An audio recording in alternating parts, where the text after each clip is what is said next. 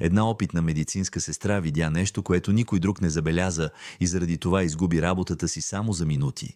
Но преди дори да успее да напусне болницата, цялата сграда се разтърси, сякаш нещо колосално предстоеше да се случи. Отвън военен хеликоптер се спускаше от небето, носейки истина, способна да преобърне света из главата надолу. И в този миг всички осъзнаха, че унизената в коридора жена беше единственият човек, който можеше да предотврати невъобразима трагедия. Преди да чуете тази завладяваща история, харесайте видеото, абонирайте се за канала и напишете в коментарите от кой град ни гледате. Тази четвъртъчна сутрин слънцето изгря плахо над Пловдив, едва успявайки да пробие мъглата, която покриваше района на Кършияка, Вумбал, Свети Георги, една от най-уважаваните болници в града. Движението беше интензивно още от 5 сутринта. Колички се плъзгаха по белите коридори, медицински сестри си сменяха смените с дълбоки сенки под очите, а миризмата на кафе, смесена с дезинфектант, се носеше от климатичната система. Марина Димитрова поправи баджа си върху бялата престилка и си пое дълбоко дъх, преди да влезе в спешното отделение. Кестенявата й коса беше прибрана в практичен кок, а няколко непокорни кичура се изплъзваха по челото й. На 36 години тя имаше погледа на човек, който е видял твърде много, но и твърдостта на някой, който е избрал да продължи да гледа. Медицинска сестра в травматологията от повече от десетилетие, Марина познаваше тези коридори като дланта на ръката си. Всяка врата, всяко оборудване, всеки пряк път между отделенията. Но онази сутрин нещо беше различно. Усещаше го във въздуха напрежение, което не можеше да назове, може би беше просто умора. Беше дала 2 поредни смени, за да замести колежка, която си беше взела отпуск в последния момент, или може би беше онзи странен сън, който беше сънувала предната нощ, фрагменти от спомени, които предпочиташе да държи погребани, лица, които не беше виждала от години, гласове, които си мислеше, че е забравила. Регистраторката Калина и махна с уморена усмивка. Марина отвърна на поздрава и се отправи директно към сестринския пост, където Радослав, един от най-опитните санитари, вече подреждаше картоните за деня. «Добро утро, Радо! Как мина нощта?» попита Марина, взимайки един от картоните, за да го прегледа. «Твърде спокойно», отговори той, смръщвайки чело. «Знаеш ли, когато настъпи онази тишина, сякаш след нея ще дойде буря?» Марина се засмя тихо. «Прекалено си суеверен, работим в болница, не в метеорологичен център». Радослав сви рамене, но очите му казваха, че не се шегува напълно. Марина познаваше този вид интуиция, понякога тялото усеща преди умът да разбере, самата тя го беше научила преди години при обстоятелства, които предпочиташе да не си припомня. Денят започна като всеки друг. Пациенти с различни състояния, от възрастна дама с високо кръвно до моторист с съмнение за фрактура. Марина се грижеше за всеки с еднакво, щателно внимание, онази способност да вижда отвъд очевидните симптоми. Това беше дарба, която не всички здравни специалисти притежаваха. Някои колеги се шегуваха, че има 6-то чувство за диагнози. Марина винаги отклоняваше темата, но знаеше, че е истина. Просто не казваше откъде идва тази подготовка. Около 10 сутринта рутината беше нарушена. Автоматичните врати на спешното се отвориха с трясък и 2 парамедици влязоха, бутайки количка с максимална скорост. Марина вдигна очи и веднага усети как цялото й тяло премина в състояние на тревога. Мъжът на количката беше блед, облян в студена пот, с леко посинели устни. Преносимите монитори пищяха в неравномерен ритъм.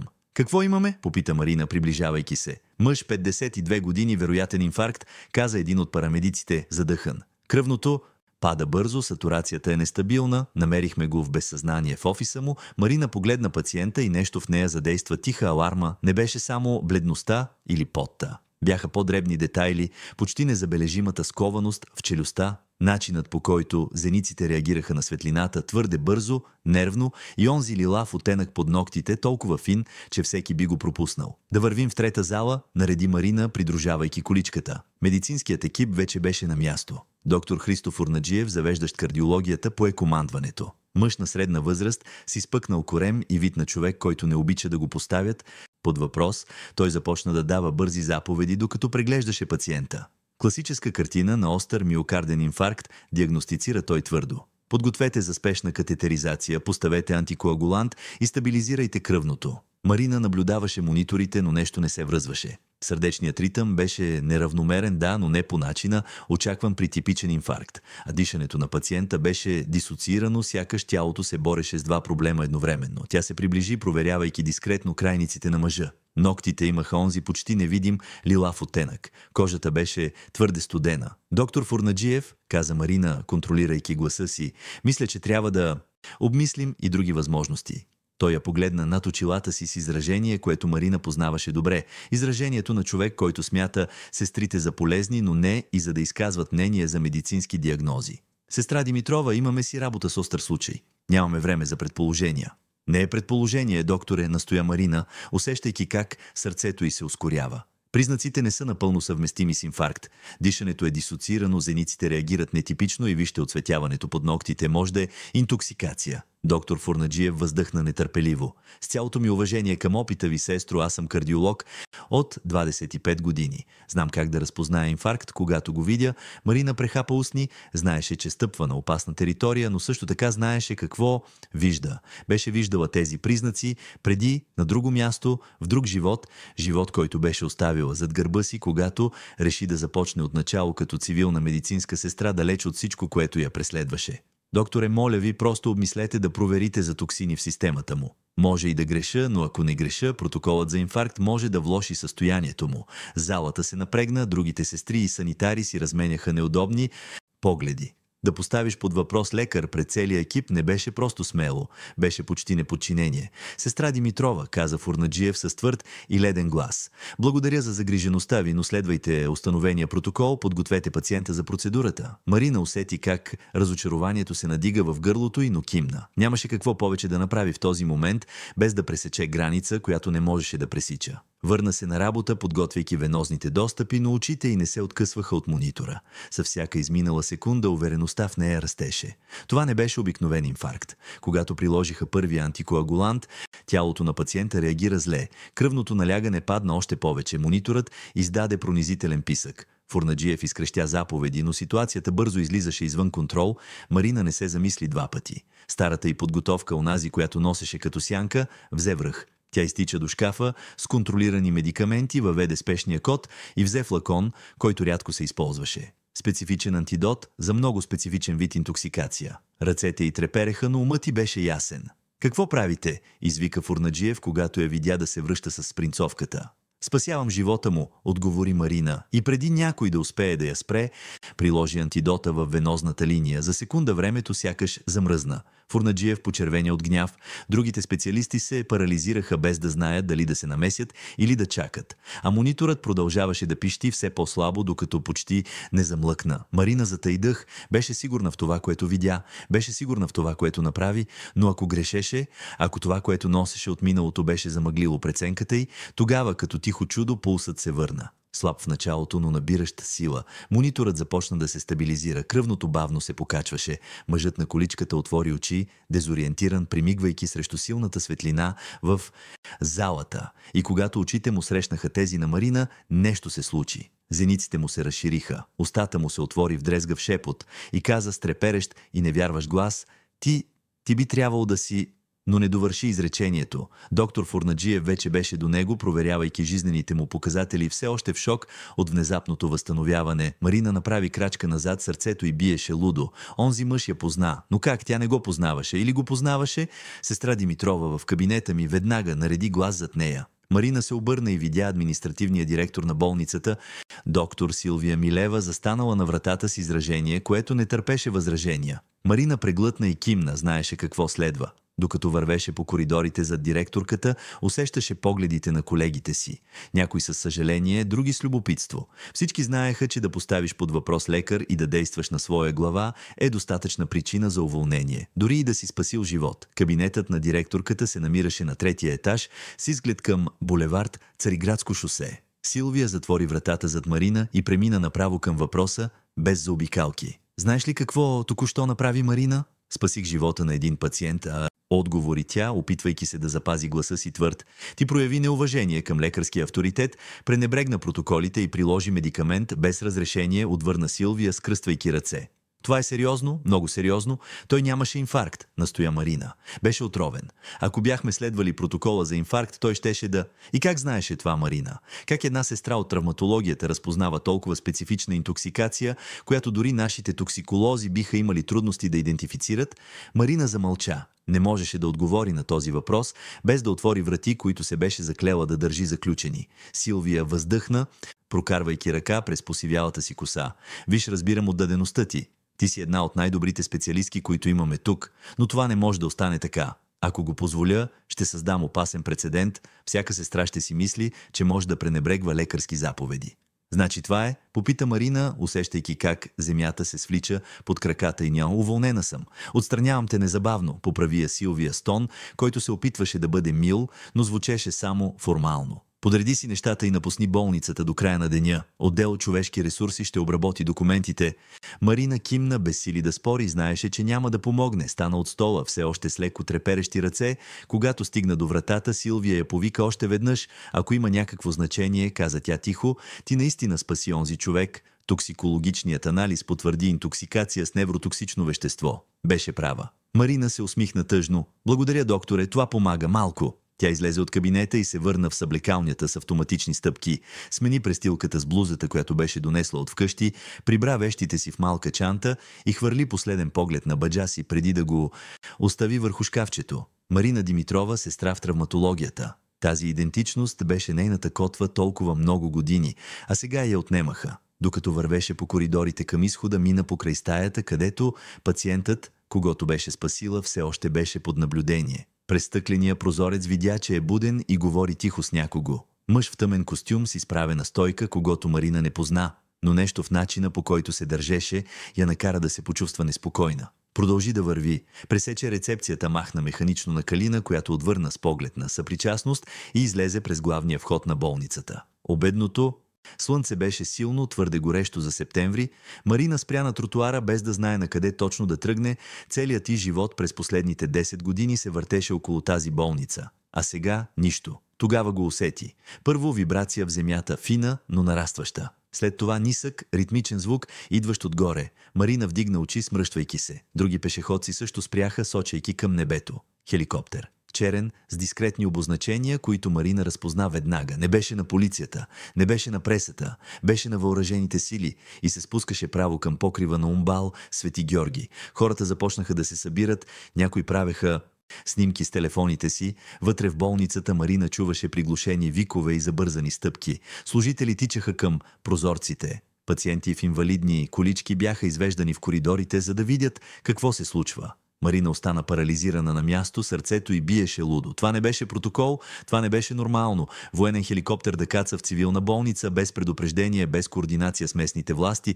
Това се случваше само когато не можеше да бъде. Тя видя как първите мъже слязоха по аварийната стълба от покрива. Безупречни униформи, прецизни движения, сериозни лица, висши военни и носеха папки, говореха по радиостанции, координираха нещо спешно. Марина направи крачка назад инстинктивно, но беше твърде късно. Един от охранителите на болницата се появи на главния вход и извика: някой виждал ли е сестра Марина Димитрова? Трябва ни веднага. Всички погледи се обърнаха към нея. Марина усети как кръвта й замръзва. Опита се да отстъпи, но повече хора започнаха да сочат, да мърморят. Охранителят я видя и се затича към нея. Сестра Димитрова, моля ви, върнете се. Има екип, който ви търси. Уволнена съм, отговори Марина. Гласът й излезе по-слаб, отколкото възнамеряваше. Вече не работя тук. Те знаят, каза охранителят, задъхан. Но настояват. Казаха, че е заради пациента, когото обслужихте тази сутрин. Моля ви, спешно е. Марина погледна към болницата, после към хеликоптера на покрива, после отново към охранителя. Инстинктът й крещеше да бяга, да изчезне, да се върне в малкия си апартамент в Тракия и да заключи вратата. Но друга част от нея, частта, която никога не беше успяла да изключи напълно, знаеше, че бягството няма да помогне. Ако я търсеха, значи се случваше нещо много по-голямо. Пое дълбоко дъх и кимна. Добре, ще се върна. Влязоха заедно в болницата. Движението беше хаотично. Лекари и сестри шепнеха. По ъглите пациенти задаваха въпроси, на които никой не знаеше отговора. Марина се изкачи по стълбите до третия етаж, където директорката Силвия чакаше с изражение на човек, видял призрак. Марина, какво по дяволите става? Прошепна Силвия, хващайки я за ръката. Коя си ти всъщност? Преди Марина да успее да отговори, вратата на коридора се отвори и влязоха 3 мъже. 2 в пълни военни униформи и трети в цивилни дрехи, но с безпогрешната стойка на човек с власт. Той се приближи до Марина и подаде официален документ. Сестра Марина Димитрова, каза той с дълбок и контролиран глас.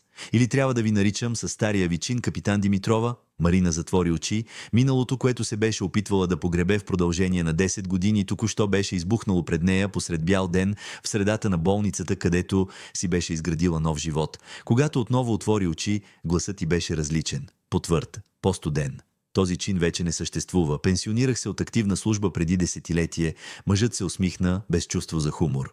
Съжалявам да ви информирам, капитане, но досието ви току-що беше отворено отново. Пациентът, когото спасихте днес, е генерал Асен Бакалов. А веществото, което почти го уби, е от много специфичен тип. Тип, който само едно много ограничено подразделение на въоръжените сили познава. Или познаваше. Марина усети как стомахът й се свива. Генерал Бакалов познаваше това име. Разбира се, че го познаваше. Той беше командир на тайната операция, в която тя беше участвала преди години. Операцията, която завърши с трагедия. Операцията, която я накара да изостави всичко. «Защо е тук?» попита Марина, опитвайки се да запази самообладание. «Защо в Пловдив? Защо в тази болница?» «Разследваме», отговори мъжът. «Но той настоява да говори с вас. Каза, че вие сте единственият човек, на когото може да се довери сега, и като се има предвид, че някой се е опитал да го отрови с токсин, който би трябвало да е под абсолютен военен контрол, бих казал, че има причини да е параноичен». Силвия стоеше до тях напълно объркана, гледайки от Марина към военните, сякаш гледаше шпионски филм. «Някой ще ми обясни ли какво става?» ни поиска тя с треперещ глас. Мъжът в цивилни дрехи я погледна студено. «С цялото уважение, докторе, това е въпрос на национална сигурност. Ще ви помоля да запазите абсолютна дискретност относно всичко, което сте видели и чули тук днес». Марина прокара ръка по лицето си, опитвайки се да подреди мислите си. Всичко се случваше твърде бързо. Преди няколко часа беше просто отдадена медицинска сестра. Сега се връщаше в свят, в който се беше заклела никога повече да не стъпва. «Трябва да говоря с него», каза най-накрая Марина. «С генерал Бакалов?» «Сама». Мъжът се поколеба, но кимна. «Ще ви придружим до стаята. Но имаме 5 минути, капитане, след това трябва да го преместим в по-сигурно съоръжение». Марина последва военните по коридора, усещайки тежестта на всяка стъпка. Когато стигнаха до вратата на стаята, където беше генералът, тя ги помоли да изчакат отвън. Те се съгласиха неохотно. Тя влезе сама. Генералът седеше на леглото с система в ръката и монитори около него, но очите му бяха будни, пронизващи. Когато видя Марина, нещо в тях се промени. Облегчение, страх и още нещо, което тя не може да определи. «Марина», каза той с дрезгав глас, мислех си, че си изчезнала», довърши тя, затваряйки вратата зад себе си. «Това исках всички да си мислят». «Разумно от твоя страна», промърмори генералът, «след това, което се случи. След като загубихме всички». Марина дръпна един стол и седна до него, скръствайки ръце. «Какво правите тук, генерале, и кой се опита да ви отрови?» «Не знам», призна той, и за първи път Марина видя истинска уязвимост в очите му. «Бях на среща в щаба в София. Изведнъж започнах да се чувствам зле. Последното, което си спомням, е, че някой ми донесе вода. След това се събудих тук и ти ме гледаше. Сякаш си видяла призрак. Точно така се почувствах и аз», каза Марина тихо. «Познахте ме веднага. Как? Защото си неповторима, Марина, дори след всичките тези години. И защото никога не повярвах напълно, че си изчезнала случайно, винаги съм си мислял, че си жива. Някъде, скрита». Марина отклони поглед. «Трябваше да започна от начало, далеч от всичко това». «Разбирам», каза генералът, поставяйки ръка върху нейната. «Но сега мисля, че миналото се върна, за да ни намери. Токсинът, който използваха срещу мен, същият е, Марина. Същият, който използваха в онази операция преди 10 години. Сърцето на Марина спря за секунда. Не е възможно. Възможно е, настоя той, стискайки ръката й. И ако го използват отново, означава, че някой все още има достъп. Някой, който познава протоколите, някой, който е бил там. Марина усети как стаята се завърта около нея. Същият токсин, същият, който беше унищожил стария и екип, същият, който я беше накарал да избяга и да се скрие под нова самоличност. «Кой друг знае, че сте тук?» попита Марина, опитвайки се да запази спокойствие. «Само моя доверен екип», отговори генералът. «Но очевидно съм се доверил на грешните хора». Те замълчаха за момент, всеки изгубен в спомени, които предпочитаха да забравят. Докато Марина най-накрая не попита това, което гореше в нея, откакто влезе в стаята. «Генерале, операцията преди 10 години, бяхте ли сигурен, че всички са загинали? Абсолютно всички?» Той се поколеба. «Намерихме тела, направихме идентификации, но...» Марина, там беше хаос, експлозии, пожар, някои тела бяха неразпознаваеми. Марина затвори очи. «Значи е възможно. Възможно е някой да е оцелял. И ако е оцелял», каза генералът с мрачен глас, «и ако сега използва токсина, означава, че имаме предател. Някой от нашия собствен екип, жив и опасен». Вратата се отвори и един от военните влезе. «Капитане, генерале, трябва да тръгваме. Веднага». Марина се изправи, все още зашеметена, но преди да успее да излезе, генералът я хвана за китката. «Марина, имам нужда от теб». Не се доверявам на никой друг, моля те. Тя го погледна, този мъж, който някога беше нейн командир, нейн ментор, и кимна, въпреки че знаеше, че подписва края на спокойния живот, който си беше изградила. Добре, генерале, с вас съм. И така, без да знае напълно в какво се забърква, Марина Димитрова се върна в света, който се беше опитала да остави зад гърба си. Свят на тайни, предателства и призраци, които отказваха да останат погребани. Хеликоптерът излетя от покрива на Умбал, Свети Георги в 2:20 след обед, вдигайки вихрушка от вятър, която накара дърветата на булевард България да се превият. Марина седеше до генерал Бакалов, който оставаше свързан с преносим монитор. От другата страна, двама военни лекари постоянно проверяваха жизнените му показатели, докато мъжът в цивилни дрехи, който се беше представил като полковник Данаил Монев, наблюдаваше всичко с внимателни очи. Марина гледаше през прозореца, виждайки Пловдив да се разпростира отдолу като безкрайна мозайка от бетон и стъкло. Градът, който беше нейното убежище в продължение на 10 години, сега изглеждаше малък, далечен. Докато хеликоптерът разсичаше небето, в посока, която никой не й беше съобщил, тя се чувстваше сякаш я изтръгват от един живот и я хвърлят обратно в друг. «Накъде отиваме?» попита Марина, опитвайки се да звучи спокойно. «Авиобаза граф Игнатиево», отговори Данаил, без да откъсва очи от таблета, който държеше. Оттам продължаваме за София. Генералът се нуждае от пълна оценка в специализирани съоръжения. Марина кимна, но знаеше, че за това се крие повече.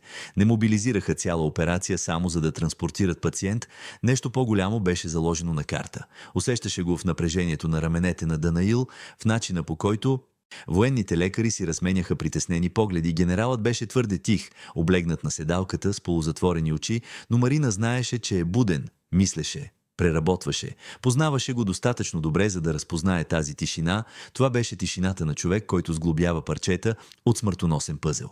15 минути по-късно кацнаха в авиобазата. Частен самолет вече беше подготвен на пистата с включени двигатели. Прехвърлянето беше бързо и ефективно. За по-малко от 10 минути отново бяха във въздуха, този път в посока към столицата. Марина никога не беше летяла с военен самолет. Беше различно от търговските полети. По-тихо, по-бързо и безкрайно по-сплашващо. Особено когато си заобиколен от хора, които носят тайни с размерите на планини. Полковник Данаил най-накрая седна срещу нея, скръствайки ръце върху малката маса, която ги разделяше. Очите му бяха тъмни, пронизващи от типа, който вижда повече отколкото трябва. «Капитан Димитрова», започна той с контролиран глас, «трябва да ми разкажете всичко за операцията от преди 10 години. Всички детайли, които си спомняте». Марина усети как стомахът й се свива. «Аз вече не съм капитан. Напуснах активна служба преди много време. Досието ви беше отворено отново», каза Данаил безизразно.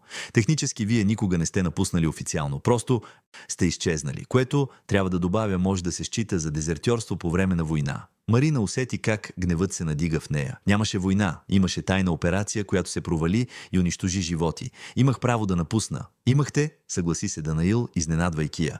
«И не ви обвинявам, но сега вие сте единствения потвърден оцелял от онзи екип и някой използва знания от онази операция, за да атакува генерал от въоръжените сили. Така че, моля ви, помогнете ми да разбера какво се е случило». Марина пое дълбоко дъх, част от нея искаше да откаже да стане и да поиска да я оставят на мира. Но другата част, частта, която никога не беше успяла да изключи напълно, знаеше, че Данаил е прав. Ако миналото се връщаше, тя трябваше да се изправи срещу него.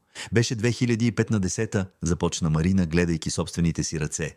Бях капитан-медик, специализиран в полева токсикология. Бях вербувана за специална операция под командването на генерал Бакалов. Целта беше да разследваме незаконна разработка на химически оръжия от група, действаща на границата с Турция. Данаил кимна, правейки си мислени бележки. «Продължавайте. Бяхме общо 12 души», каза Марина, а гласът й стана по-тих.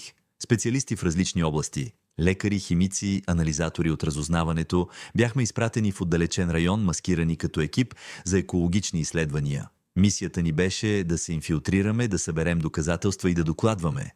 «И какво се случи?» настоя Данаил нежно. Марина затвори очи, виждайки всичко отново. Спомените, които се беше опитвала да погребе, се връщаха с пълна сила. Импровизираните палатки, задушаващата жега на гората, лицата на колегите, които се бяха превърнали в семейство през онези месеци. «Открихме повече, отколкото очаквахме», продължи тя.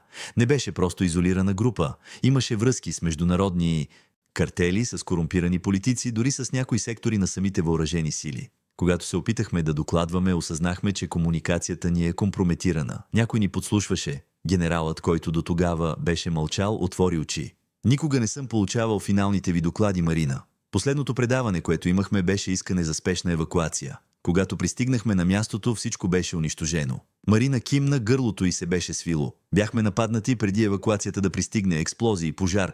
Беше пълен хаос. Бях на външния периметър, когато започна. Видях как целият лагер беше погълнат от пламъци, чух виковете. Опитах се да се върна, но гласът изсекна. Данаил изчака търпеливо. Един от нашите, продължи Марина, изтласквайки думите навън, Рафаил Колев, той ме намери, измъкна ме, каза, че е твърде късно, че няма какво да направим, че ако останем, ще загинем и ние. И вие му повярвахте? Попита Данаил с тон, който Марина не може да разчете. Бях в шок, отговори тя отбранително. Бях на 26 години. Току-що бях видяла как целият ми екип е унищожен. Рафаил беше мой пряк началник, доверих му се. И след това какво стана? Той ме отведе до границата, каза Марина. Даде ми фалшиви документи, пари, каза, че е по-добре да изчезна, че който и да е нападнал операцията може да тръгне след оцелелите. Така че изчезнах, върнах се в Пловдив с нова самоличност, успях да валидирам дипломата си за медицинска сестра и започнах от начало. Никога повече не говорих с никого от въоръжените сили. До днес. Данаил си размени значителен поглед с генерала, а този Рафаил Колев, знаете ли какво се е случило с него? Марина поклати глава. Той каза, че също ще изчезне, че това е най-безопасното и за двама ни. Никога повече не го видях, предположих, че е направил същото като мен, започнал е нов живот или може би е направил нещо съвсем различно, промърмори Данаил, потропвайки с пръсти по масата. Какво искате да кажете? Попита Марина, усещайки как студ пробягва по гръбнака и джися. Преди Данаил да успее да отговори, един от военните лекари се приближи. Полковник, генералът има нужда от почивка, кръвното отново се покачва. Данаил кимна. Разбира се, капитан Димитрова, ще продължим този разговор в София. За сега ви предлагам да си починете и вие. Ще бъде дълга нощ. Марина се облегна на седалката, но знаеше, че няма да може да заспи. Умът й работеше на пълни обороти, обработвайки всичко, което се беше случило през последните часове. И един въпрос я измъчваше над всички останали. Рафаил Колев все още ли беше жив? И ако беше, къде се намираше сега? Пристигнаха в София при вечер. Небето беше обагрено в оранжево или лаво, цветове, които Марина обикновено би намерила за красиви, но които сега изглеждаха само заплашителни. Самолетът кацна на частна писта във военно съоръжение, което Марина не разпозна. Нямаше табели, нямаше идентификация, само високи стени и въоръжена охрана отведоха ги в дискретна сграда в центъра на комплекса. Генералът беше незабавно настанен в медицинско крило с висока степен на сигурност. Марина беше отведена в заседателна зала на втория етаж, където й предложиха кафе, вода и нещо за ядене. Тя прие само кафето. Остана сама почти час. Имаше време да мисли, да поставя под въпрос всяко решение, което беше взела от онази сутрин.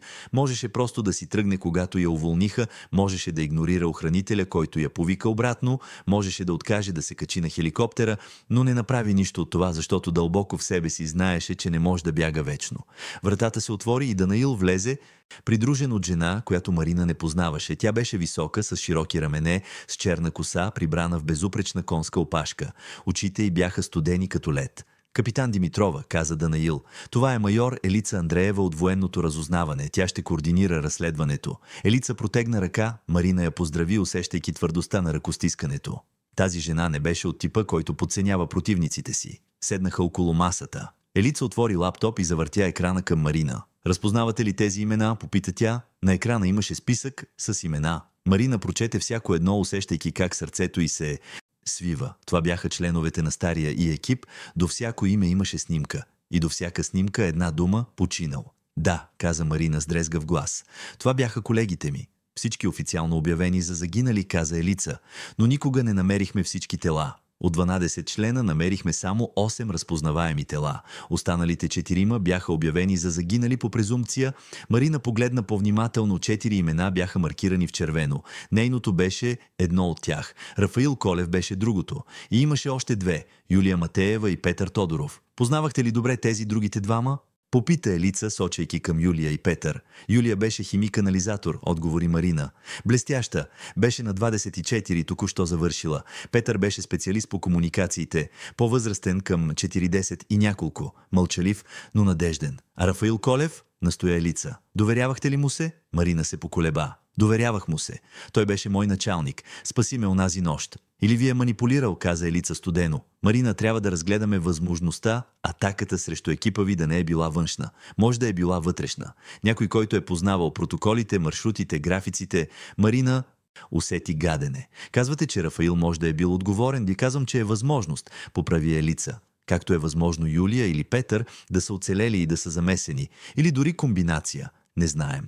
Но това, което знаем е, че токсинът, използван срещу генерала днес, е идентичен с този, разработен по време на онази операция. И само хората, които са били там, биха имали това знание. Марина прокара ръце по лицето си. Това е лудост. Защо някой от нашия собствен екип би направил това? Добър въпрос, каза Данаил, навеждайки се напред. И точно това трябва да открием. Защото ако един от тях е жив и работи срещу нас, трябва да разберем кой е, преди да атакуват отново. Да атакуват кого? Попита Марина, но вече знаеше отговора. Всеки, който има връзка с онази операция, за отговори Елица. Генералът беше само първият, може да имат списък. И Марина, вашето име вероятно е в него. Последвалата тишина беше тежка. Марина погледна кафето пред себе си, изведнъж без желание да пие каквото и да било. Всичко, което беше градила през последните 10 години, се сриваше. И най-лошото беше възможността някой, на когото е вярвала, някой с когото е споделяла месеци на съвместен живот, да е предател. Какво искате да направя, Зи, попита най-накрая Марина. Искаме да ни помогнете да идентифицираме отговорния, каза Данаил. Вие сте познавали тези хора по-добре от всеки друг. Може да разпознаете модели, поведения и ако един от тях се опита да се свърже с вас, вие ще бъдете най-добрият ни шанс да го заловим. Марина поклати глава. Искате да ме използвате като примамка. Искаме да ви защитим, докато използваме знанията ви, поправи Елица. Но да, ако има възможност да привлечем отговорния, ще я използваме. Марина се изправи и отиде до прозореца. Навън нощта вече беше паднала напълно над София, светлините на града проблясваха в далечината, безразлични към драмата, която се разиграваше в тази стая. Искам да говоря с генерала, каза Марина с гръб към тях. Сама. Преди да реша каквото и да било, Данаил въздъхна, но се съгласи. 5 минути, капитане. След това ни трябва отговор. Марина беше придружена до медицинското крило. Генералът беше в самостоятелна стая с тихи монитори наоколо. Беше буден, гледаше тавана, когато видя Марина, се усмихна уморено. Дойде да... Ме убеждаваш да остана, нали? Попита той. Дойдох да те попитам истината, отговори Марина, дърпайки един стол. Генерале, вие винаги сте знаели, че съм жива, нали? Той се поколеба, после кимна. Подозирах. След няколко години започнах да проследявам неофициално. Намерих следи. Медицинска сестра в Пловдив с вашите черти, на приблизителна възраст, но никога не потвърдих със сигурност. И честно казано мислех, че е по-добре да ви оставя на мира. Защо? Попита Марина. Защо не ме потърсихте по-рано? Защото заслужавахте да имате нормален живот, каза генералът с треперещ глас. След това, което преживяхте, което всички преживяхме, сметнах, че ще е жестоко да ви въвличам отново. А сега ни попита Марина. Сега не е жестоко, сега нямам избор, отговори той. Марина, някой използва наученото в онази операция, за да атакува. И ако аз съм на мушка, значи и вие сте. Колкото и да се криете, ще ви намерят. Единственият ни шанс е да се изправим срещу това заедно. Марина знаеше, че е прав, но това не правеше решението по-лесно. Мислите ли, че е бил Рафаил? Попита тя директно. Мислите ли, че ни е предал от самото начало? Генералът пое дълбоко дъх. Не знам, Марина, но знам, че някой ни е предал и трябва да разберем кой, преди да е станало твърде късно. Марина мълча дълго, след това най-накрая кимна. Добре, ще помогна, но при едно условие. Какво? Когато това свърши, ако оцелея, искам да бъда наистина свободна. Искам си живота обратно. Моята цивилна самоличност, работата ми, всичко, без повече призраци от миналото. Генералът протегна ръка. Имате думата ми, Марина, тя стисна ръката му, сключвайки споразумението. След това се върна в заседателната зала, където Данаил и Елица я чакаха. Вътре съм, обяви тя. Какво трябва да направя? Елица се усмихна, но не беше топла усмивка. Първо ще ви настаним на сигурно място. След това започваме да разследваме всеки човек, който е имал достъп до този токсин. И ще чакаме отговорния да допусне грешка. Те работиха до късно през нощта, преглеждайки досиета, анализирайки модели. Марина описваше всеки член на екипа в детайли, техните навици, умения, страхове. Беше болезнено да се връща към тези спомени, но тя принуди ума си да сътрудничи. Около полунощ Елица получи обаждане. Лицето й се напрегна. Затвори и погледна Марина и Данаил. Имаме проблем. Какво се е случило? Попита Данаил. Току-що ме информираха, че е имало втори инцидент, каза Елица с контролиран, но напрегнат глас. В болница Палмет, в Пловдив. Офицер по комуникациите е приет със същите симптоми като генерала, интоксикация със същия токсин. Марина усети как кръвта й замръзва. Кога? Преди 2 часа, отговори Елица, и той иска да говори с медицинска сестра. медицинска сестра на име Марина Димитрова. Данаил и Марина си размениха погледи. Това не е съвпадение, каза Данаил. Това е съобщение. Или капан, добави Елица. Но така или иначе трябва да отговорим. Марина, готова ли сте да се върнете в Пловдив? Марина кимна, въпреки че страхът стягаше гърдите й. Готова съм, но ще действаме внимателно. Който и да прави това, знае движенията ми. Проследяваме. Затова ще ви обградим с пълна защита, каза Данаил. И този път, когато отговорният се появи, ще бъдем готови. 2 часа по-късно Марина отново беше във военен самолет, летейки към Пловдив. Но този път беше придружена от пълен екип за сигурност и този път не беше просто медицинска сестра, която се прибира у дома. Беше капитан, който се завръща на бойното поле, битка започнала преди 10 години, която очевидно никога не беше свършвала. Докато самолетът разсичаше тъмното небе, Марина гледаше през прозореца и се чудеше кой ще я чака, когато пристигне. Колега, нуждаещ се от помощ? Или призрак от миналото, дошъл най-накрая да си поиска цената? Болница Палмет беше различна, когато Марина пристигна в 4 сутринта. Не беше само часът, онзи спрял момент между нощта и деня, в който Пловдив сякаш затаява дъх. Беше дискретното, но безпогрешно присъствие на военна охрана. Мъже и жени в цивилни дрехи, но със стойка, която крещеше. Тренировка ги разпръснати стратегически по коридорите, дискретни коли, паркирани на позиции, които позволяваха пълен изглед към входовете, всичко направено, за да изглежда нормално, но Марина знаеше как да разпознае операция, когато я види. Данаил я придружаваше заедно с 2 агенти, които се представиха само като Силва и Коста. Елица беше останала в София, координирайки разследването оттам. Марина усещаше тежестта на отговорността с всяка стъпка. Вече не беше просто медицинска сестра, опитваща се да спаси пациенти.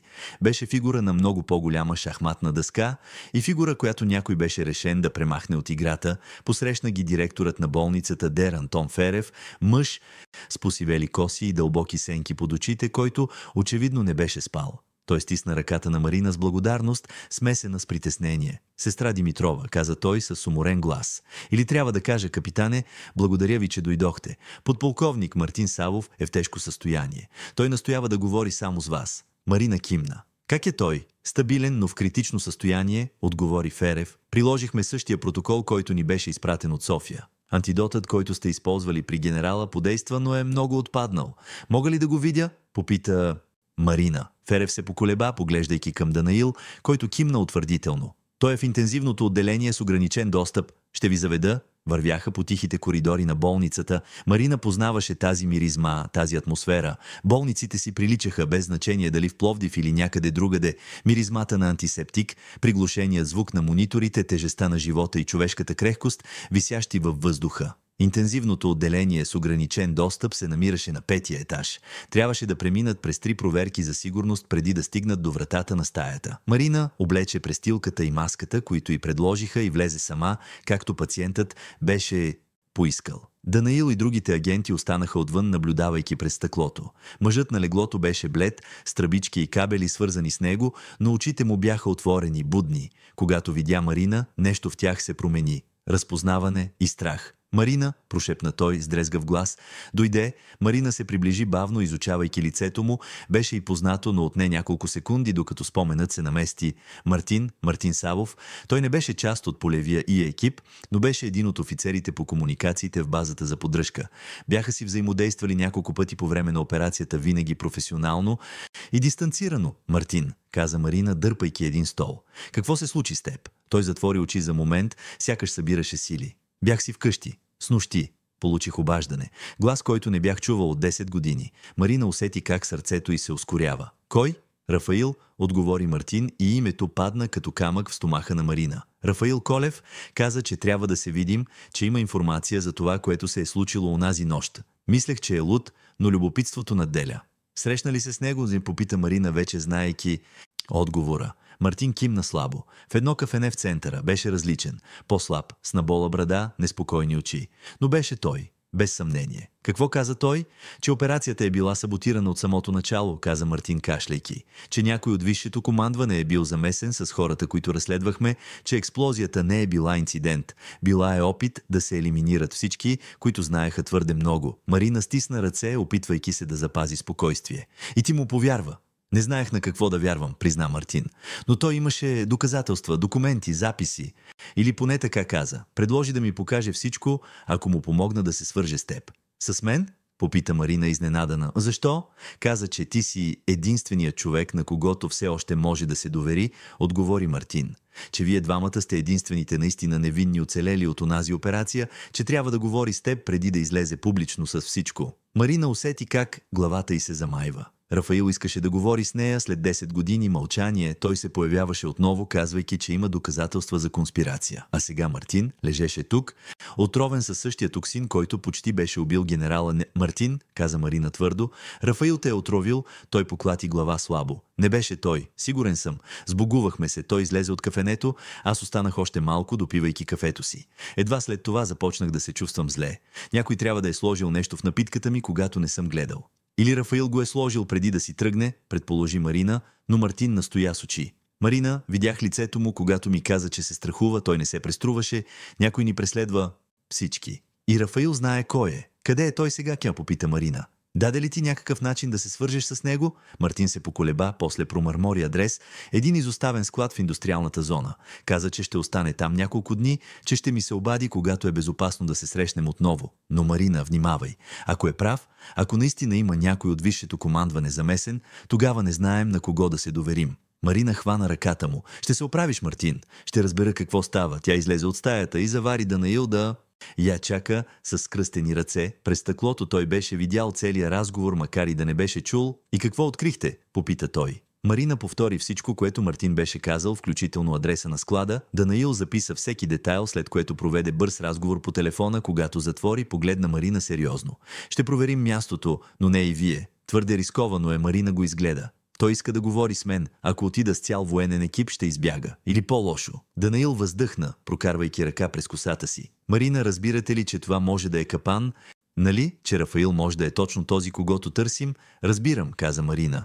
Но също така разбирам, че Мартин му вярва. И ако Рафаил наистина има доказателства за по-голяма конспирация, трябва да го изслушаме. След половин час дебати стигнаха до компромис. Марина щеше да отиде в склада, но заобиколена от невидима защита. Агенти, позиционирани на всички стратегически точки, скрити микрофони, планирани пътища за бягство. Ако Рафаил беше наистина невинен, нямаше да знае, че е наблюдаван. Ако беше виновен, нямаше да има шанс да избяга. Тръгнаха от болницата, когато слънцето започваше да изгрява, отсветявайки Пловдив в златни тонове. Градът се събуждаше бавно, автобуси започваха да се движат, работници вървяха към спирките, пекарни отваряха врати. Марина гледаше през прозореца на колата, която я водеше, мислейки си колко нормално и обикновено изглежда всичко, докато тя беше потопена в кошмар от тайни и предателства. Складът се намираше в индустриален квартал близо до индустриална зона Север, район с тесни улици и стари сгради. Много от околните складове бяха изоставени, жертви на икономическата криза и промяната в индустриалния профил на града. Беше идеалното място за криене или за устройване на засада. Марина слезе от колата 2 пресечки преди мястото, както бяха уговорили. Носеше обикновени дрехи, дънки и блуза с дълъг ръкав, нищо, което да привлича внимание. Имаше малък микрофон, закрепен на сутиена и проследяващо устройство в джоба. Данаил и останалите бяха разпръснати из района, някои в коли, други пеша, всички свързани по радиостанция. Тя вървеше бавно, наблюдавайки всеки детайл. Кварталът беше тих по това време на сутринта. Няколко кучета лаяха в далечината. Една възрастна жена метеше тротуара пред къщата си. Мъж поправяше мотор в гаража. Всичко изглеждаше невероятно нормално. Складът имаше ръждясала желязна порта, полуотворена. Марина пое дълбоко дъх и влезе. Вътре беше тъмно, осветено само от светлината, която влизаше през счупените прозорци високо горе. Имаше останки от стари машини, натрупани кашони, метална стълба, която водеше до мецанин. Рафаил, извика Марина с твърд глас. Аз съм. Марина, сама съм, тишина. Само звукът на гълъби, летящи отгоре, оплашени от гласа й. Марина направи още няколко крачки, очите й се приспособяваха към полумрака и тогава чу. Не си сама, каза глас зад нея. Марина се обърна бързо. Мъж излезе от сенките, слаб с набола брада, точно както го беше описал Мартин. Рафаил Колев, по-възрастен, по-уморен, но безпогрешно той. Рафаил, каза Марина, държейки ръцете си видими. Дойдох както поиска. Той я наблюдаваше с подозрителни очи. Доведе ги, нали? Отвън се чакат. Марина не отрече. Очакваше ли да дойда напълно незащитена след това, което се случи с генерала и с Мартин? Рафаил се усмихна горчиво. Справедливо, но Марина, трябва да ме изслушаш. Имам неща да ти кажа. Неща, които ще променят всичко, което си мислиш, че знаеш за онази нощ. Тогава говори, каза Марина. Тук съм. Слушам. Рафаил се огледа параноично. Не тук. Твърде е открито. Има по-сигурно място в подземието. Последвай ме. Марина се поколеба, Данаил слушаше всичко, тя знаеше и вероятно беше на секунди от това да нахлуе в склада. Но нещо в гласа на Рафаил, в отчаянието в очите му я накара да кимне. Добре, но бавно, и дръж ръцете си там, където мога да ги виждам. Те слязоха по тясна стълба, която водеше до мазе. Долу Рафаил беше устроил нещо като импровизиран лагер. Стар матрак, няколко кашона с консерви и маса, покрита с документи и снимки. Погледни това, каза Рафаил, включвайки фенерче и осветявайки масата. Прекарах последните 10 години, събирайки доказателства. Всичко е тук. Марина се приближи, разглеждайки документите. Бяха доклади, принтирани, имейли, снимки от тайни срещи. Имена, които разпознаваше, хора с висок чин във въоръжените сили. Връзки с бизнесмени, политици. Това истинско ли е? Попита Марина невярващо. Всяка дума, увери я Рафаил. Марина, операцията, в която участвахме, не беше само за разследване на трафик на химически оръжия. Беше за разкриване на това, кой в самото правителство улеснява този трафик. И когато се приближихме твърде много до истината, решиха да ни елиминират. А експлозията ни, попита Марина, усещайки гадене. Ти знаеше, че ще се случи. Рафаил поклати глава, очите му блестяха. Подозирах, започнах да забелязвам странни неща, промени в протоколите, комуникации, които нямаха смисъл. Затова те измъкнах оттам онази нощта, защото знаех, че си невинна. Но остави другите да умрат, каза Марина с глас, треперещ от гняв и болка. Нямах избор, изкрещя Рафаил и гласът му отекна в мазето. Марина, ако бях останал, щяха да ме елиминират и мен, и тогава никой нямаше да узнае истината. Затова изчезнах, за да мога да събера доказателства, за да мога един ден да разкрия всичко това. Марина го погледна, опитвайки се да реши дали да повярва. Част от нея искаше да повярва, искаше да има обяснение, смисъл за цялата тази трагедия, но друга частта, обучена да се съмнява, виждаше несъответствията. Рафаил, ако имаш всичко това, защо не отиде при властите? Защо не подаде сигнал? Защото не знам на кого да се доверя, отговори той отчаяно. Хората, замесени в това, имат власт, Марина. Много власт. Ако отида при грешните власти, ще изчезна. Както изчезнаха другите. Кои други? Попита Марина, усещайки как сърцето й се ускорява. Рафаил се поколеба, после прошепна. Юлия Матеева. Тя оцеля. Свърза се с мен преди 3 години. Каза, че също събира доказателства. И тогава един ден просто изчезна. Намериха тялото й в една река в Родопите. Инцидент, казаха, но аз знам, че не беше. Марина усети как краката й омекват. Юлия беше жива, а сега беше мъртва. Наистина, този път. Колко още, Рафаил? Колко още са оцелели и са били елиминирани? Не знам, призна той.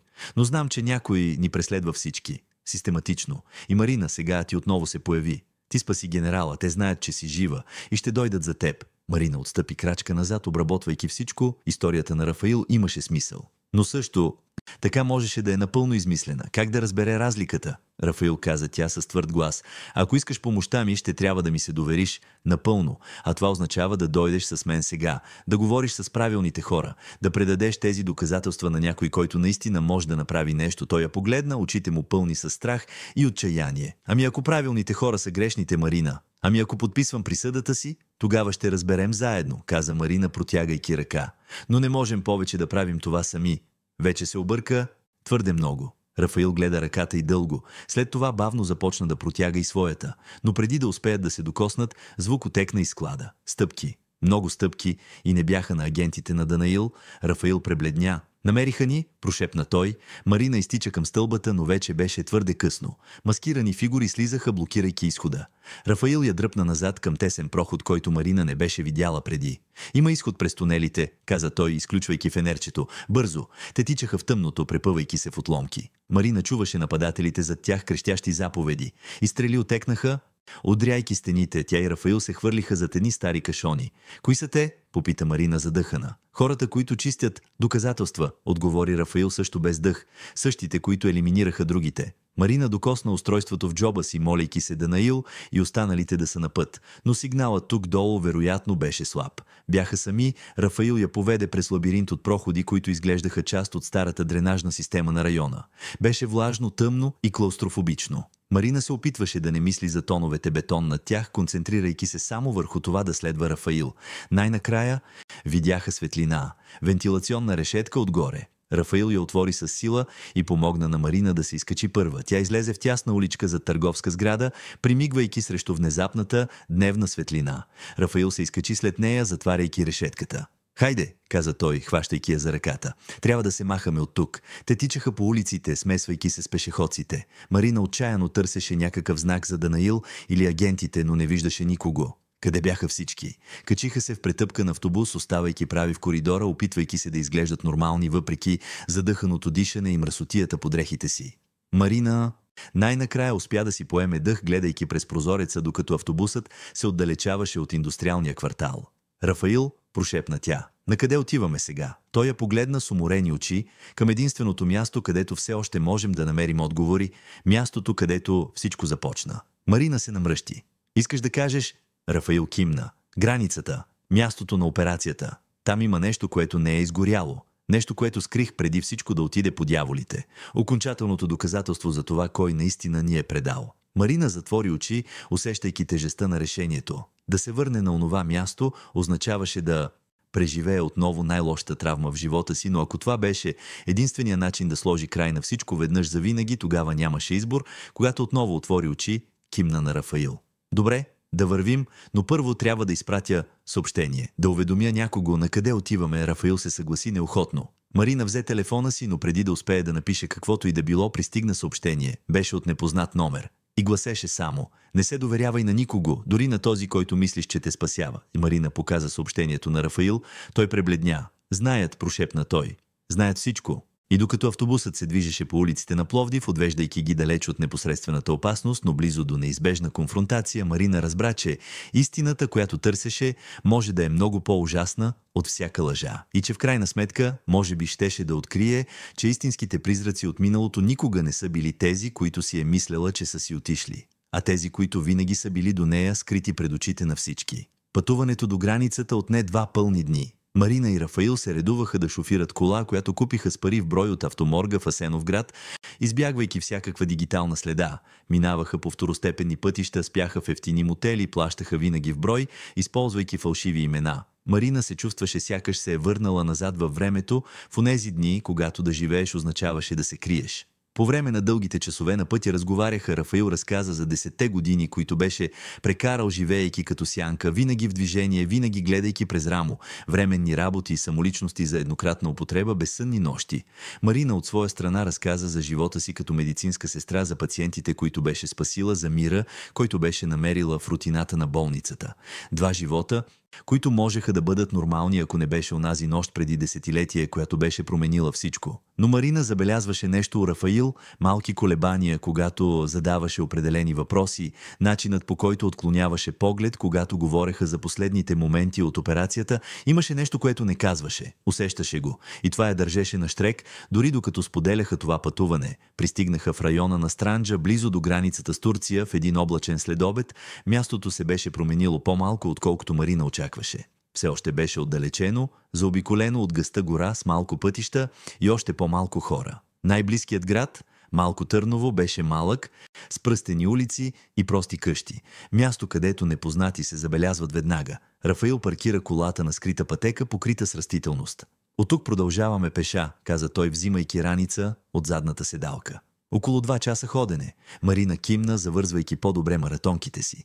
Беше се подготвила психически за това, но сега, когато беше тук, близостта до мястото на трагедията караше сърцето й да бие лудо. Всяка стъпка към тази гора беше стъпка към спомените, които се беше борила толкова упорито да погребе. Вървяха в мълчание по тясната пътека. Гората наоколо беше гъста, влажна, пълна със звуци, които Марина беше забравила. Птици, насекоми, шумоленето на листата.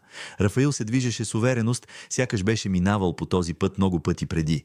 И може би беше, когато слънцето започна да залязва, стигнаха до една поляна. Марина я позна веднага, беше там, мястото, където бяха разположили базовия лагер. Но сега беше празно, обрасло с бурени, само с няколко ръждясали метални конструкции, които показваха, че някога там е имало нещо. Рафаил спря в центъра на поляната, оглеждайки се с мрачно изражение.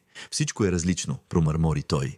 Времето е изтрило почти всичко. Марина вървеше бавно, докосвайки останките от палатка, парче скъсан, брезент закачено на дърво, чуваше ехо в ума си. Гласове на колеги, които вече не съществуваха, смях около огъня, дискусии за стратегии и след това звукът на експлозиите, виковете, миризмата на дим и разрушение. Рафаил, каза тя с треперещ глас. Къде е това доказателство, което спомена?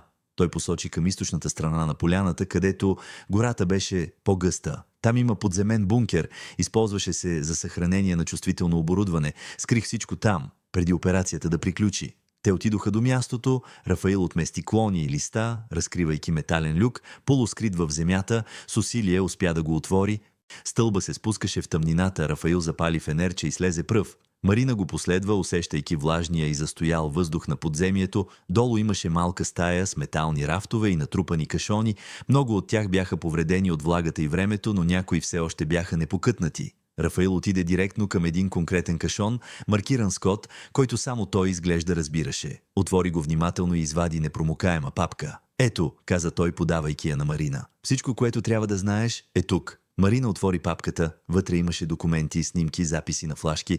Тя започна да чете на светлината на фенерчето и с всяка страница недоверието й растеше. Бяха официални заповеди, подписани от хора от висшето командване. Заповеди за саботиране на разследването, за елиминиране на доказателства и накрая най-шокиращата заповед от всички – да се неутрализира полевият екип, ако е необходимо. Но това, което я остави без дъх, беше подписът на последната заповед. Познаваше този подпис. Беше го виждала на десетки документи през годините.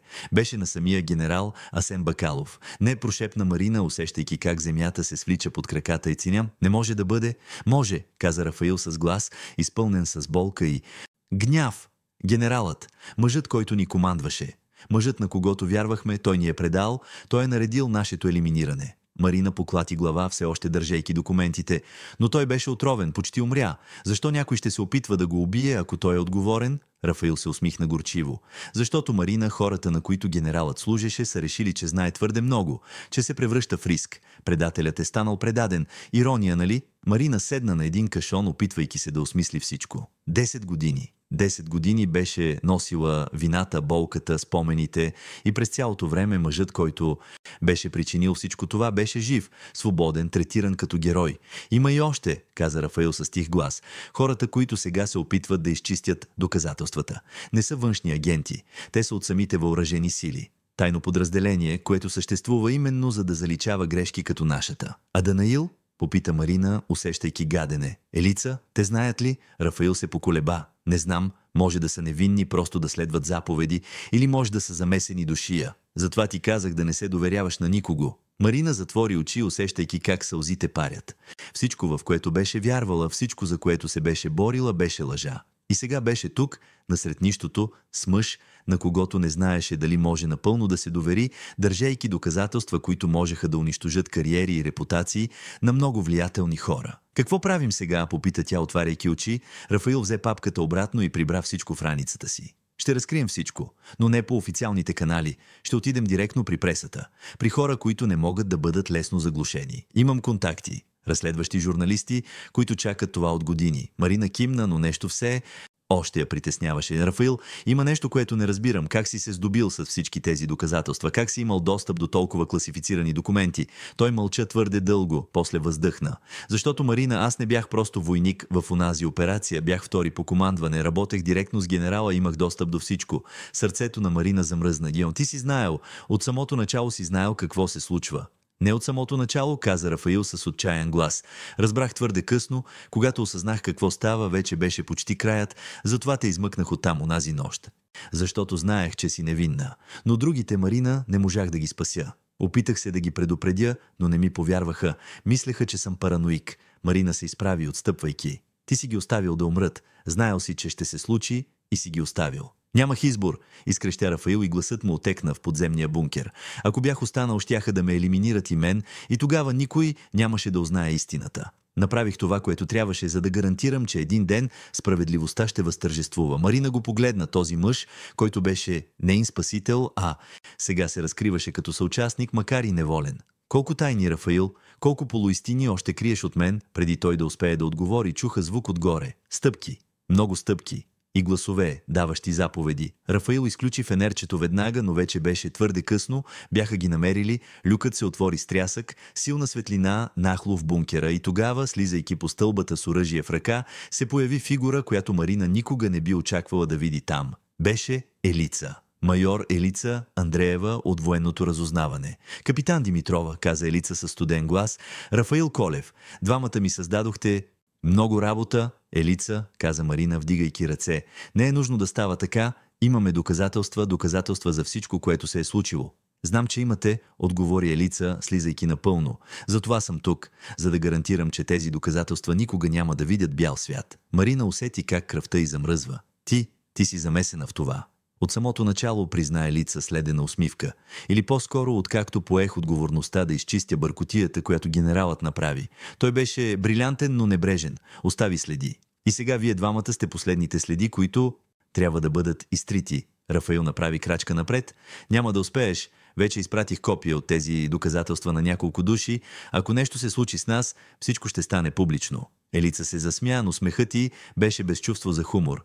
Мислиш ли, че съм идиот, Рафаил? Прихванах всичките ти комуникации, всичките ти контакти са неутрализирани. Сами сте. Напълно сами. Марина се огледа, търсейки изход, но Елица не беше сама. Други агенти започнаха да слизат, обграждайки ги.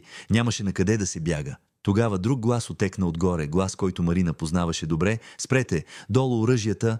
Веднага беше Данаил. Той се появи на отвора на люка, също въоръжен, но насочил оръжието си към Елица и нейните агенти. Зад него Марина виждаше други униформи. Подкрепление, Елица се обърна, изненадана. Полковник Монев, не би трябвало да сте тук, а вие не би трябвало да предавате страната си, отговори Данаил, слизайки също.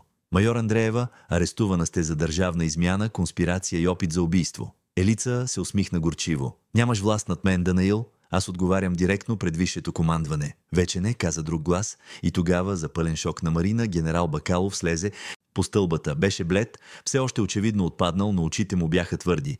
Майор Андреева, арестът ви е разрешен от мен и от хора, които са още по-високо от мен. Елица пребледня. Генерале, но вие бяхте замесен. Вие дадохте заповедите. Генералът поклати глава. Не, майоре. Подозирах, че има конспирация, но нямах доказателства, затова организирах собствено паралелно разследване и се престорих, че съм по-замесен, отколкото всъщност бях, за да видя кой ще се разкрие. Захапахте въдицата перфектно. Марина гледаше от един на друг, опитвайки се да разбере. Значи всичко това е било капан? Не всичко, каза генералът, гледайки я с искрена тъга. Операцията преди 10 години беше реална и беше трагедия. Но аз не съм дал заповедта да се елиминира собственият ми екип, Марина. Тази заповед е била фалшифицирана от хора, които са искали да прикрият собствените си престъпления и да ме използват като изкупителна жертва. Рафаил държеше раницата си здраво. А доказателствата, които намерих, документите с вашия подпис, фалшификати, каза генералът. Добри, но фалшиви. Дойдох тук днес, рискувайки собствения си живот, защото знаех, че вие двамата ще намерите тези доказателства и знаех, че ако бъдат анализирани правилно, ще разкрият истината. Данаил се приближи до Марина, говорейки тихо. Съжалявам, че не ви казахме по-рано, но трябваше вие и Рафаил да действате естествено. Ако знаехте, че се подготвя операция, можехте да промените поведението си. И истинските виновници щяха да се усетят. Марина усети как краката й омекват. Толкова тайни, толкова много пластове от лъжи и истини преплетени. Вече не знаеше в какво да вярва. Агентите на Данаил сложиха белезници на Елица и нейните съучастници. Тя не се съпротивляваше, но погледът й беше изпълнен с чиста омраза. Вие нищо не разбирате, изплютя. Ние защитавахме национални интереси. Току-що компрометирахте години на тайни операции. Вие защитавахте собствените си интереси, поправи я генералът с твърд глас. Използвахте знамето на националната сигурност, за да прикриете корупция, трафик и конспирация. И в процеса унищожихте невинни животи. Това не е патриотизъм, това е предателство от най-лошия вид. Докато отвеждаха Елица и другите, Марина най-накрая успя да попита това, което я изгаряше отвътре. Генерале, другите членове на екипа ми, Юлия, Петър, те наистина ли са загинали? Генералът кимна тъжно. Юлия беше намерена преди 3 години, да, но не е било инцидент, било е убийство, а Петър изчезна малко след операцията. Никога не намерихме следи от него, предполагаме, че също е бил елиминиран. А 8-те, които загинаха онази нощ, попита Марина с сълзи на очи. Те бяха невинни. Всички бяха невинни, каза генералът с треперещ глас. И аз носих тази вина 10 години, защото не осъзнах на време, защото не ви защитих както трябваше. Марина погледна Рафаил, който мълчеше, държейки раницата, сякаш тя беше единственото твърдо нещо в един разпадащ се свят. А сега си я попита тя. Какво става с нас? Сега, каза Данаил, вие сте официални свидетели, ще трябва да дадете показания, да помогнете в разследването, но също така ще бъдете под пълна защита. И когато всичко това свърши, ако искате, можете да се върнете към живота си. Марина се засмя без чувство за хумор. Да се върна. Сякаш е толкова просто, сякаш мога просто да се върна да бъда медицинска сестра след всичко това. Генералът се приближи до нея, поставяйки ръка на рамото й. Знам, че не мога да променя миналото, не мога да върна годините, които загуби, хората, които загубихме, но мога да ти обещая, че този път истината ще възтържествува и че отговорните ще си платят. Марина кимна, сълзите най-накрая потекоха. 10 години живях с вина. Мислех, че съм изоставила екипа си, че съм била страхливка, защото съм оцеляла. Не си била страхливка, каза генералът твърдо. Ти си била оцеляла. И днес, идвайки тук, рискувайки всичко в името на истината, ти почете памета на всеки човек, когото загубихме онази нощ. Изкачиха се от подземния бункер, когато луната вече беше високо. Поляната беше осветена от прожектори, които агентите бяха донесли. Хеликоптери чакаха, за да ги върнат в цивилизацията. Но Марина помоли за момент. Отиде до центъра на поляната, където преди години бяха разположили лагера. Затвори очи и заговори на глас, изричайки името на всеки един от загиналите си колеги. Юлиан Стоев, Каролина Ангелова, Роберт Фотев. Един по един тя върна спомените за тях, позволявайки си най-накрая да скърби, както беше потискала толкова дълго. Рафаил застана до нея и също изрече имена. Също плака. И когато свършиха, бяха изтощени, празни, но някак си по-леки. Да вървим, каза Данаил нежно. Предстои ни още дълъг път. Процесът отне месеци. Показания, разследвания, съдебни дела. Елица и още 23 офицери бяха подведени под отговорност и осъдени за редица престъпления. Тайната операция беше разкрита, предизвиквайки огромен политически скандал, бяха въведени промени, протоколите бяха преразгледани и бавно, много бавно, справедливостта започна да си проправя път. Марина се върна в Пловдив, но не в Умбал, Свети Георги. Директорката Силвия я потърси лично, предлагайки и не само работата обратно, но и повишение. Координатор на спешното отделение с автономия да въвежда нови протоколи за обучение. Марина прие, но поиска и нещо повече. Едно крило на болницата да бъде посветено на памета на жертвите на зле проведени тайни операции. Място, където те да бъдат помнени не като числа или статистика, а като хора. Като герои, дали живота си в служба на страната, дори когато страната не е успяла да ги защити, Рафаил от своя страна най-накрая излезе от сенките. Свидетелства на всички процеси, предаде всички доказателства, които беше събирал в продължение на 10 години. И когато всичко свърши, реши да напише книга. Не за пари или слава, а защото вярваше, че хората трябва да знаят. Трябваше да разберат истинската цена на правителствените тайни. Година по-късно, в една септемврийска сутрин, изненадващо подобна на онази, която беше променила всичко, Марина беше на покрива на Умбал, Свети Георги. Беше официалното откриване на мемориалното крило. Присъстваха семействата на жертвите. Генералът, вече пенсиониран, произнесе емоционална реч, а Марина, в безупречна престилка и с нов бадж, запали свещ за всяко име, изписано на мраморната плоча. Рафаил също беше там за първи път в костюм, откакто Марина го познаваше. Той се приближи, когато церемонията приключи. «Как си?» попита той. «По-добре», отговори Марина честно. «Все още имам кошмари. Все още понякога се събуждам с мисълта, че всичко е било сън. Но съм по-добре». Той кимна. «Аз също.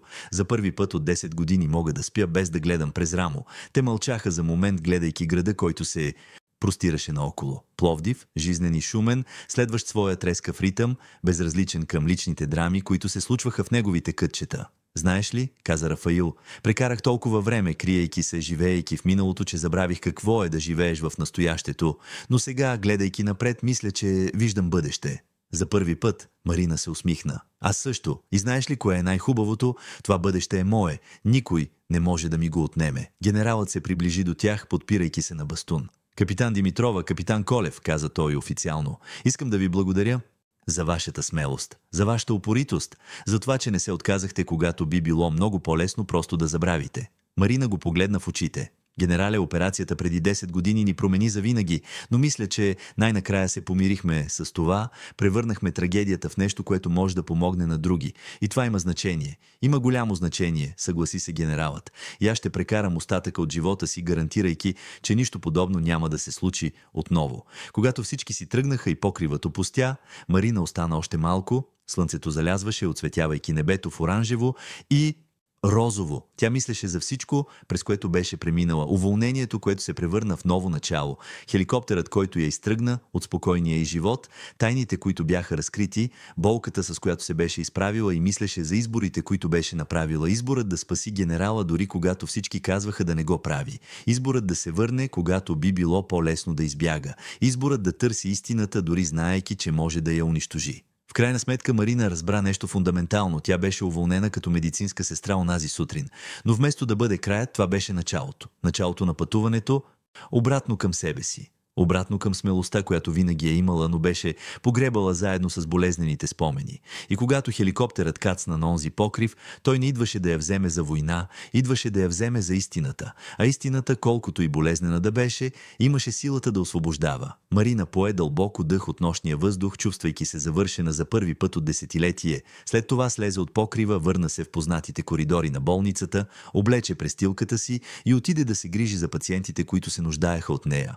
Защото това беше тя, не просто бивш капитан. Не просто оцеляла, а медицинска сестра, лечител, човек, който избира да спасява животи без значение каква е цената, и онази нощ, когато смяната й свърши и тя излезе през вратите на болницата, погледна към небето за последен път. Нямаше хеликоптери, нямаше военни спешни случаи. Само звезди, спокойни и далечни, тихи свидетели, че понякога най-невероятните финали носят най-големия мир. Медицинската сестра беше уволнена, един хеликоптер кацна и когато всичко свърши, тя откри, че най-голямото спасение, което беше извършила, не беше на генерала, нито на Рафаил, нито на който и да е пациент.